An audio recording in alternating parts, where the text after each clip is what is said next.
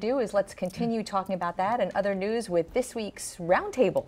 Boy, we've got a good one for you. Ed Pizzoli is with us again, president of the Tripp Scott Law Firm in Fort Lauderdale, an active voice in Republican Party politics locally and in Washington. Welcome aboard, John Yearwood, former world editor for the Miami Herald and now executive board chair for the International Press Institute.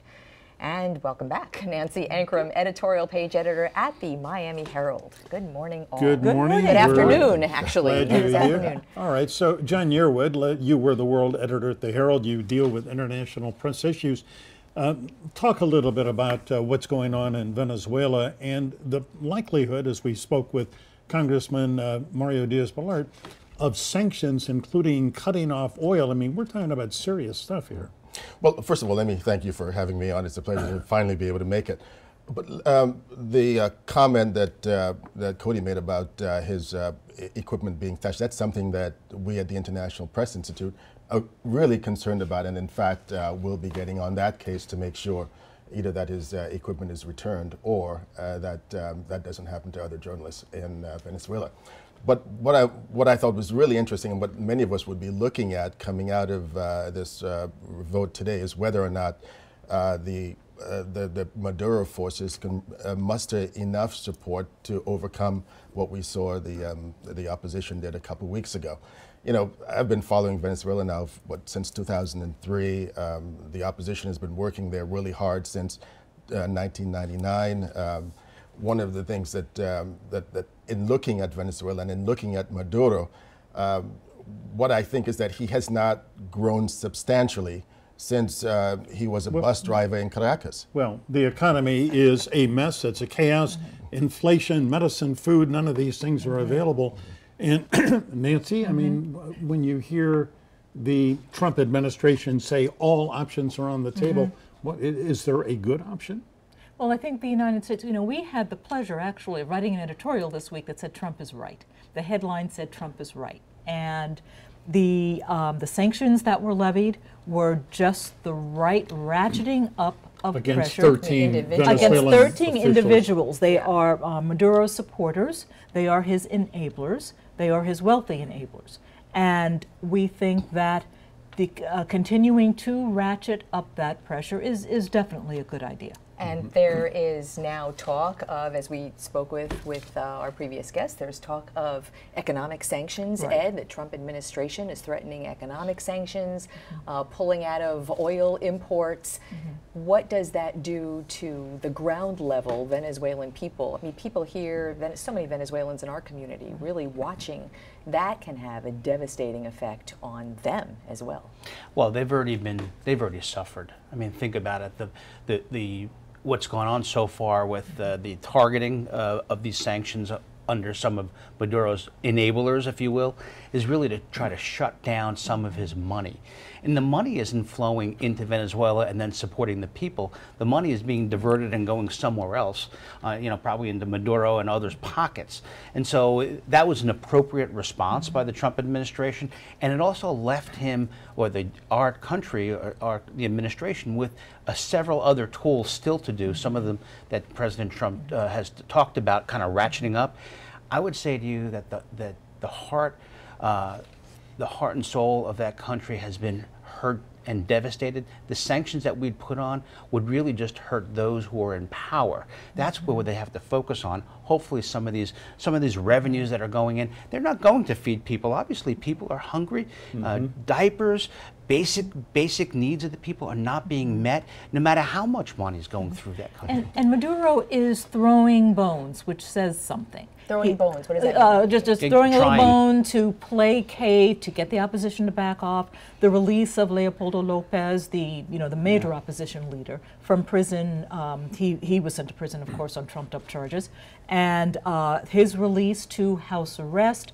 Maduro's offer to have today's election, hold it in 45 days to let the opposition cool down. It's not going to work. Does this, John, does this remind you of Cuba? Are you watching a replay of the Cuban Revolution? It reminds me in many ways. Oh, absolutely. It reminds me a lot of what's been going on in Cuba. But you know, in looking at Venezuela, I think what we need to look at doing, because these sanctions that the administration imposed, I don't think that they're going to work, because the administration has been imposing sanctions on Venezuela for over a decade now. I think one of the things that, that we need to look at is finding people who can have an impact or influence in the administration. 2 points on that. One, when we had some problems at the Miami Herald, when our journalist was taken in Venezuela, was detained, Jim West, we were able to find people who have influence on Maduro personally, so that it could impact and he can ultimately be released. The other thing that I'm looking at is who will be the Jimmy Carter of 2004, when Jimmy Carter came in. He has since been a disgrace as it relates to Venezuela, but who would be able to come in to really make a difference? I thought, interestingly enough, earlier last week, we had the president of France, Macron, was able to bring the warring sides together in Libya. Maybe someone who doesn't have an axe to grind can come in and help, or maybe even the Prime Minister of Canada, since we're in this hemisphere, can come in and really make a difference in terms of helping to bring the opposition and the Chavistas together and try to come up with solutions. Perhaps. Whoever that is, it better come quickly, because the situation is dire in Venezuela. Nancy, needless to say, we say every week, boy, what a week in Washington. Chaos in the White House, disruption, but this week really topped all the weeks. And I think, but the headline for what happened in Washington this week, well, I'm told that we're going to take a break and we'll come back and talk about this week in Washington. First, let's take a little break. Hold that thought, as they say. You bet.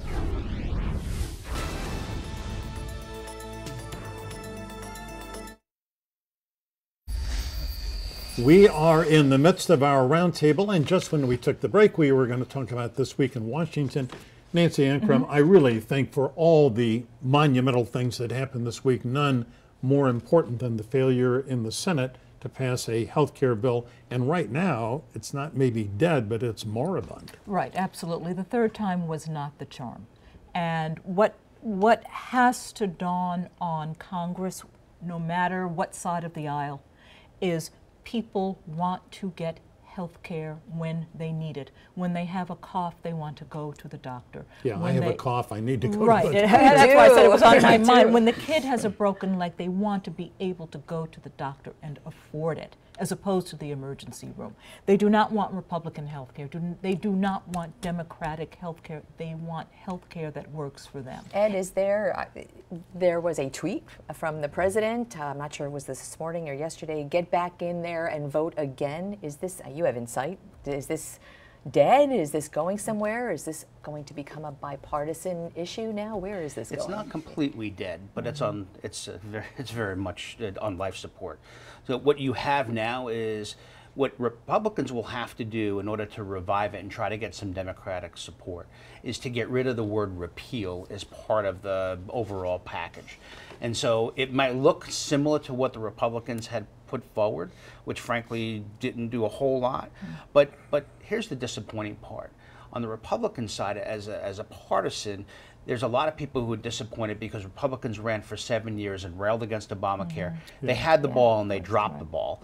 And what was also disappointing is not one Democrat stepped, understanding that Obamacare right now in its present trajectory is failing and is not meeting the needs of whom they set out to meet, didn't come out and support one amendment that went through the Senate. And then the last thing is ultimately, as far as great repeal, why we count on government to fix every ill there is, and when we focus in on everybody, when we should only be focusing on those of most need, somehow that whole big picture got lost in this debate. The president said, let it implode. Is that appropriate? Wouldn't that be political suicide for a lot of people in his own party, John? Well, I think in following what's happened in Washington over the last week, it comes down to a failure, in my view, of executive leadership. You don't try to get a major legislation like this approved via tweet. And the president has been most effective tweeting. He has not been effective working with members of Congress to get almost anything done. So, in fact, I met with a member of the Senate leadership in the week, a few days before Trump was inaugurated, and he said that you know, nothing is going to happen anytime soon on health care. And he's proving to be right. That's right. Ed, let me ask you about the chaos, the dysfunction, disarray in the White House. None of those terms, I think, are hyperbolic. I think that's the way it looks from my perspective. And as a Republican, when you look at Reince Priebus out, Sean Spicer out, John Kelly in, transgenders no longer serving in the military, I mean, this week was just extraordinary. Well, this week did end on a high note. Hopefully General Kelly will come in and instill some level of discipline in and around both the president and those who have access to him. Yeah. That is a desperate need. There are two reasons why that's important on a go-forward basis. One is that you have to be able to marshal some political forces in order to push legislation that you want, like health care. One, and two, the signal to the rest of the world when you have actors, bad actors like North Korea, Iran, whomever else out there, acting in such a way, acting out this week, and you're focused in on the palace intrigue, that to me takes your eye off the ball. Well, John Kelly, no doubt, is a tough guy, but let me put up a quote from a Wall Street Journal editorial which appeared yesterday, the weekend edition of the Wall Street Journal, if we have that, if we can put that up, in which, the Wall Street Journal editorially said, the shuffling of the staff furniture won't matter unless Mr. Trump accepts that the White House problem isn't Mr. Priebus, it's him.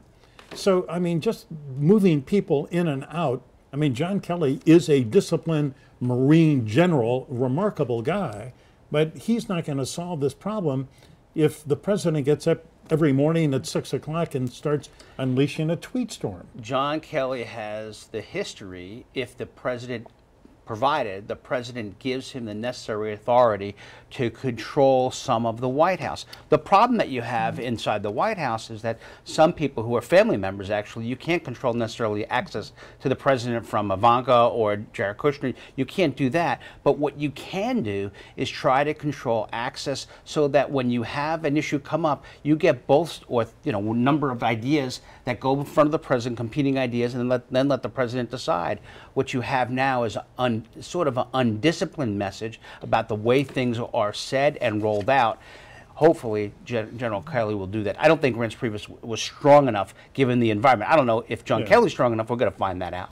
Well, I think that they're going to have to agree what the problem is. Is the problem the lack of discipline, the lack of focus? Is the problem we need to protect our guy so he can continue to act the way he does? Anthony Scaramucci is certainly going to protect Anthony his guy. Scaramucci is a mini-me. We called him in the editorial a braggadocious surrogate. I don't think he is clearly not about illuminating the Nancy, public. I'm going to have to cut you off. I'm sorry. Thank you all for coming in. Mini-me. Great roundtable. All right, so